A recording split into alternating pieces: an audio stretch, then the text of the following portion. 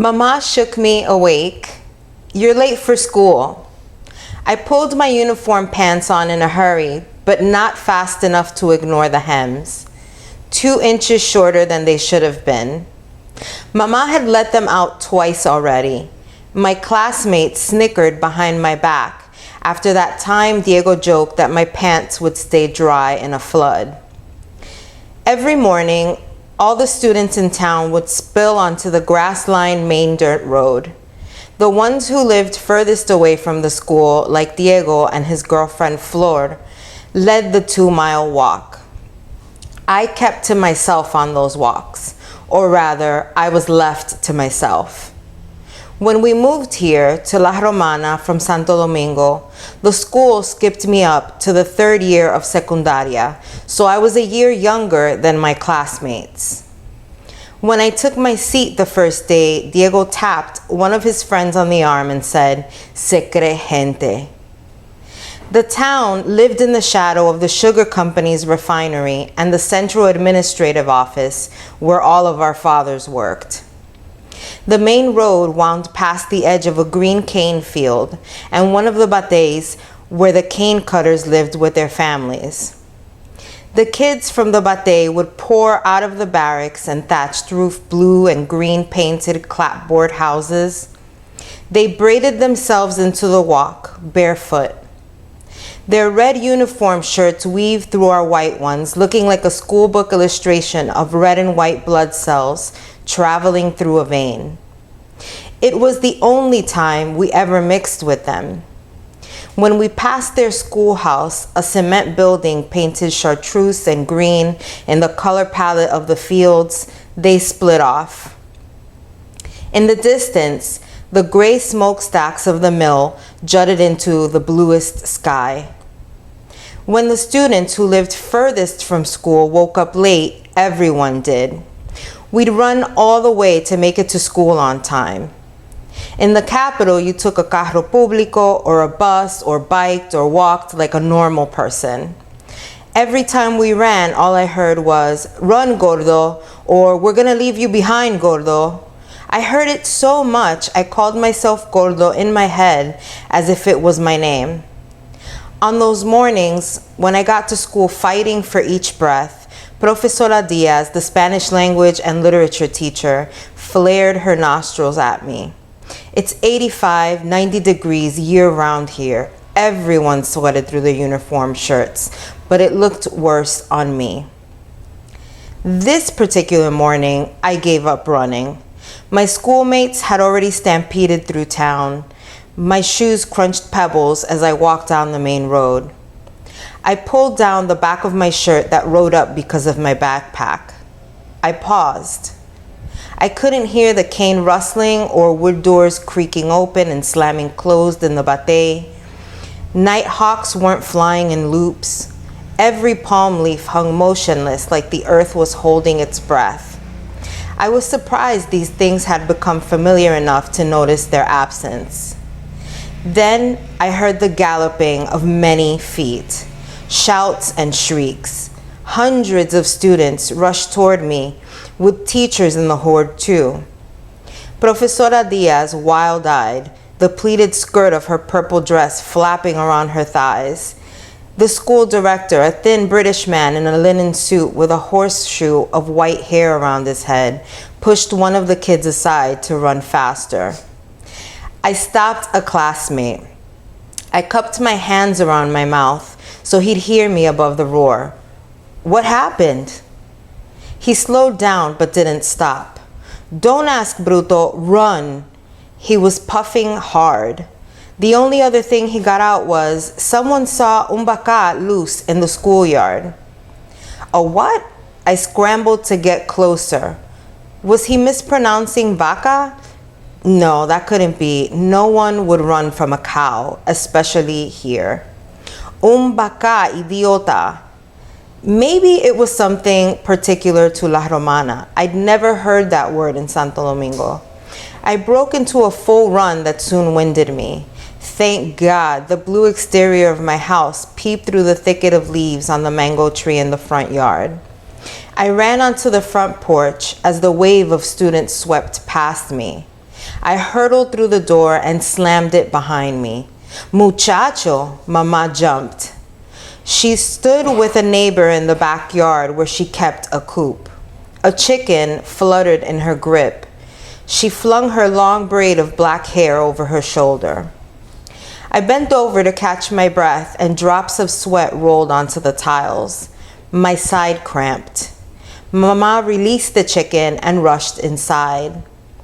Our neighbor, a nurse at the sugar company's medical center, guided me into a chair. What happened? Why are you home so early? There was a baka in the school, I wheezed. Everyone ran. Our neighbor's eyes grew wide, and she straightened up from hovering over me. She darted past us into the living room and grabbed her purse from the couch. I forgot. She rifled through her purse. I'll come back later. The screen door banged closed behind her before she finished the rest of her sentence. What in the devil is a baka?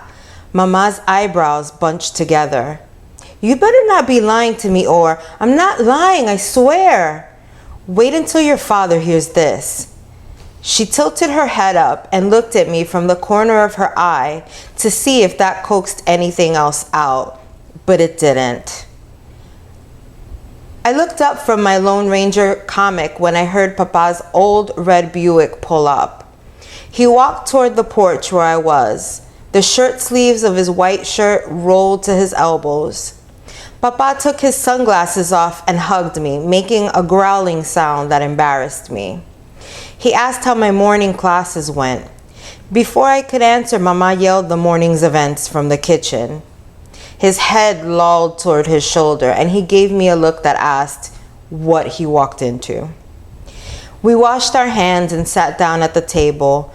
Mama came out of the kitchen with plates of white rice, beans, and the recaptured chicken. Papa never heard of a baka either. Maybe something poisonous or contagious. He spoke out of the side of his mouth while he chewed. That's no excuse for the way they evacuated the school. What kind of protocol is that? I told you, Mama said. Outside of the Capitol, there's no order. I'm sure it's something they just don't understand. I'll go see Profesora Diaz and find out what's going on, Mama said. Profesora Diaz lived down the street from us. We finished eating and Papa stood from the table. Mama tilted her face up to kiss him. He squeezed my shoulder and said he'd see us late that night. During harvest season, the refinery ran 24 hours a day. Even the office worked late. I returned to the porch and the Lone Ranger. Papa's car backfired as he drove away. Mama smoothed her sleeveless green polka dot blouse and tugged the hem before leaving for Profesora Diaz's house. I went back to the Lone Ranger fighting off a bear with a knife in Wild Horse Valley. He kills the bear, but not before it wounds him. Tonto goes into town for a doctor, but some horse thieves follow them back to the valley. The issue was 9 years old, and I'd read it a bunch of times. Every time I did, I found something new. At first, I couldn't read the words, so I patched the story together from the pictures. Once I could read it, I still grappled with English slang like bushwhack and sawbones. When the American soldiers arrived, I asked them, but I had to wait until they learned enough Spanish to explain. Papa bought that issue for me when I was 6 years old, along with cowboy boots Mama could only tug off me once I fell asleep. In the capital, Papa worked in the office of a sugar company owned by an Italian family. He started as a messenger at my age. Then Trujillo confiscated all the family's land and businesses, so Papa worked for the state. After Trujillo's assassination, the land and refineries passed into the hands of a state council that managed to lose money on it every single year. The sugar company in La Romana never fell into state hands because it was owned by Americans. A friend told Papa the company could use a man with his experience, so he went to see about it right away. He started his new job before harvest time in November. Mama and I followed him a few weeks later. When I told people in La Romana that I came from the capital, they either crumpled into themselves or puffed up to prove there was a reason to live here other than the sugar company. There wasn't. Not in 1969, before the resorts and the art village on the Chavon River. Still, I said yes to swimming in the river with the neighbors' kids, yes to a birthday party in the neighborhood. I suffered from stomach aches and squirmed out of every social commitment. I preferred to endure Mama's reproach about what people would say. Of course, people said I thought I was better than them. And don't get me wrong, the accents here alarmed me, and people made insipid conversation, but I could have gotten used to it. That wasn't it. I'd left what had been home all my life, and our new house, bigger and cheaper for Papa, didn't feel mine yet. I didn't even call it my house. I called it the house. At night, I'd peer into corners of my room, trying to see what those shapes were during the day. In broad daylight, I stubbed my toe on chairs, bumped into corners I wasn't used to. Mama reappeared on the porch, pale and shaken. She went inside and sat on an armchair in the living room, wringing her hands in her lap. I folded my comic and followed her. What did Profesora Diaz say? Mama pulled a handkerchief from her purse and wiped the sweat from her forehead. She balled it in her fist. A baka is an animal a voodoo priest prepares to do evil to someone. Sometimes it's a person changed into an animal. Whatever it is, it's dangerous. The hairs on my arm stood on end, despite the afternoon heat. How are they going to get rid of it? I don't know, she said. The director isn't answering the door at his house, and the teachers refuse to return today. We'll see what your father says tonight. When Mama swept the porch, you left her alone. The day Papa announced our move, Mama swept with such frantic energy, the head of the broom snapped off. She beat it with the handle, crying, "Ojalá me lleve el diablo." I pictured Mama carried off by hurricane-force winds, laughing madly. I whispered a Hail Mary to reverse whatever diabolical attention she brought upon herself. What if the devil did come and carry her off? It terrified me that part of her wished he would. Leaving the city meant that much to her. Hi, I'm Jana Benj. I'm the president of the Kerouac Project of Orlando, and I'm here today with Glendaliz Camacho, who's just read for us. And she's our writer-in-resident at the moment and getting ready to leave. Yes. So what have you been up to while you've been here, Glendaliz? Oh, a whole lot. I came here to work on a short story collection, and what I read is part of that, something that I revised while I was here, and probably will continue to revise. But I came to work on a short story collection, and got most of it done. So 3 months of work. It's been good. And besides that, also just feeding myself as a writer, reading, and having like time to also just think and daydream. So that's been good. And how did you hear about the Kerouac Project residency? I think maybe through the Alliance for Artist Communities. I know it appeared in my email, and it's just rare to have this much time on residency. Usually it's a month. I've done month-long ones. I've even done like a 2-week-long one. But 3 months is, even when you do a month, you feel like, oh, if I had a little more time. I mean, I don't think that ever ends. You always feel like if you had a little more time, you could get so much more done, which is true, but also kind of circular logic. But I applied because it was such a nice chunk of time, and it was happening during a time where I had the luxury of taking that time away from my life. Usually I don't have that much time to be away, but I did. So it all seemed to kind of be right. So wonderful. And you're from New York City? I am. Yeah. I'm born and raised in New York City, from Washington Heights in New York. Grew up there, still live there. Have moved out and moved back, but that's pretty much home. Mm-hmm. Yeah. And what were you expecting when you came here, and how did it differ from what you experienced? I mean, some things I knew and was prepared for and was very happy to have them. Things like quiet and some space and physical space that I expected, got, and was really grateful for. But also, I don't think I was expecting the amount of community that there was already that kind of came with the house. It's like another wing of the house is like these people that are supportive, that were looking to get me involved in ways in the community and the literary community here and the arts community.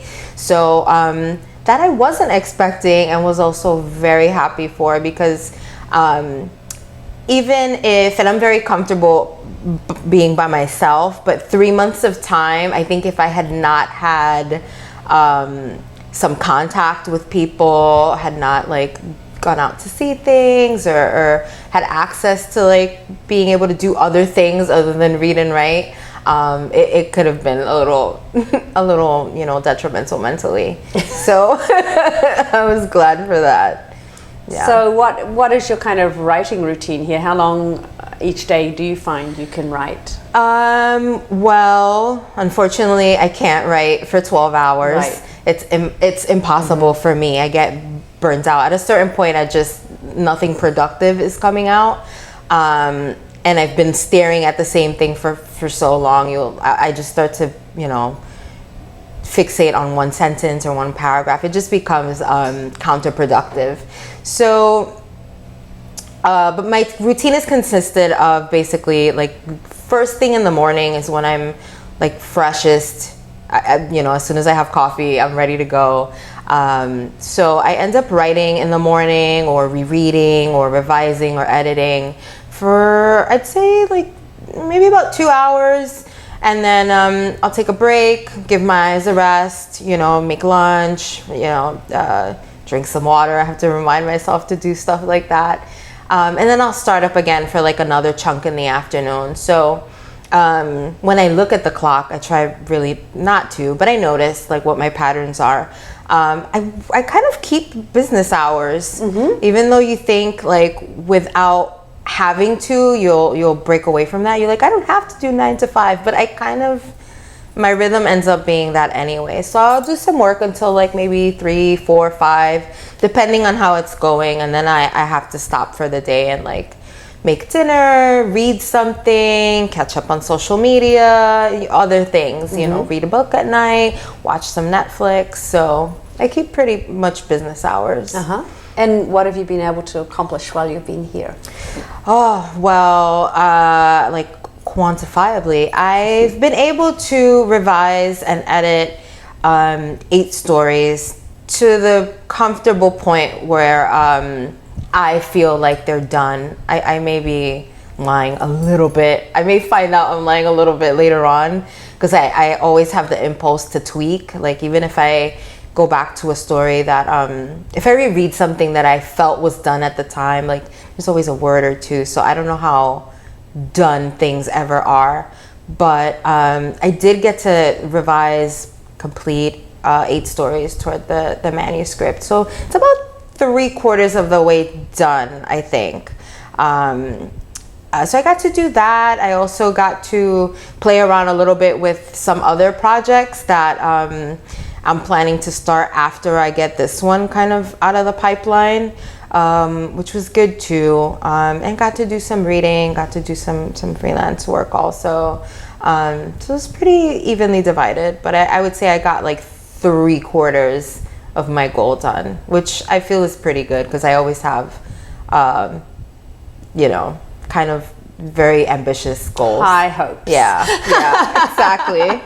If everything went absolutely perfectly. Yeah. I think we're all capable of that. And you've had some fun times in the community. I think you participated in the literary death match. The death match, yes. That was so much fun. So I got to do literary death match for Borough Press. That was great fun. And I got to do a reading for John King, a horror poetry night that he had. It's been kind of Not terribly formal or stuffy things. It's been really fluid, like experiences in terms of like formality. But so I've got to do that. I got to do a little bit of sightseeing.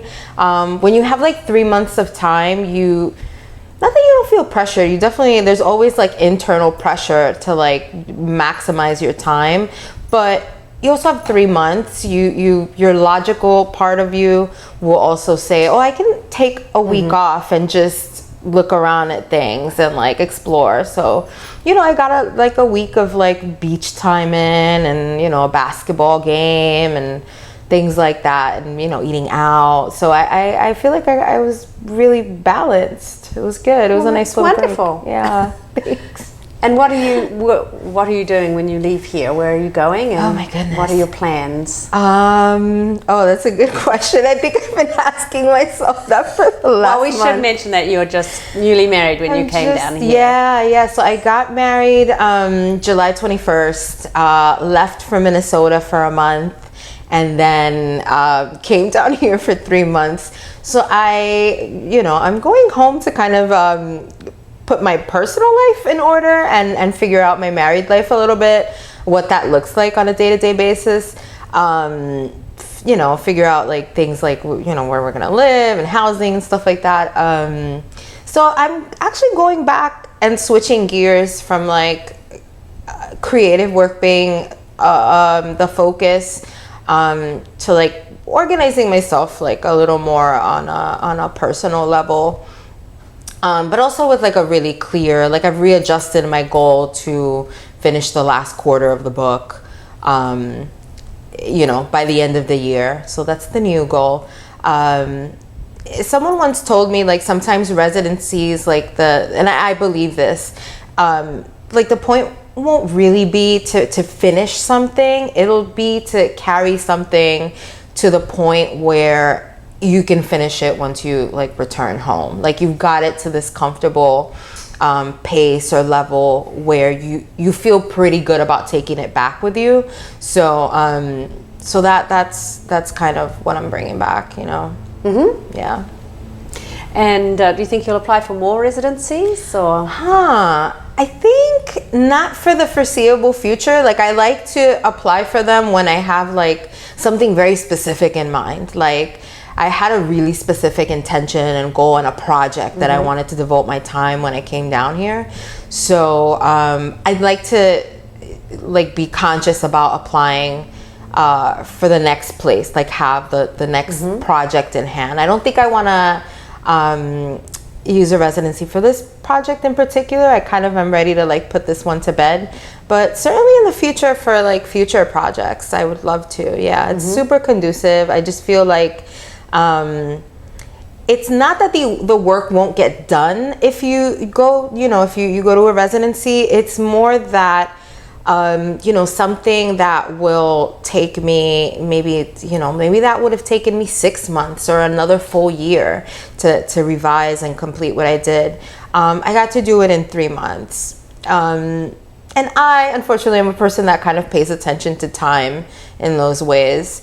It just matters to me. So yeah, but certainly in the future, why not? And do you have any advice for the next resident coming in? Oh my goodness. Yes, you get to be the advice giver. One, I'd say, don't feel guilty you about not working every waking moment of your life here. You're working no matter what you're doing, like whether you're taking a walk, whether you're having coffee outside, whether you're walking down Edgewater or going out to a reading or just going out to have a drink with someone, it's all helping, it's all feeding. So just, pay attention to like your natural rhythm here. It's a good opportunity to kind of not have the constraints we usually do of like daily routines and deadlines and just obligations. So it's a good time to just let yourself be. And yeah, I think that's it. Yeah. Well, thank you very much, and good luck on your future. And I hope when your short story collection is published that you'll come back down here for a book signing. I would love to. We would love to see you back. Thank you so much. Thank you so much for being such a wonderful resident. Thank you.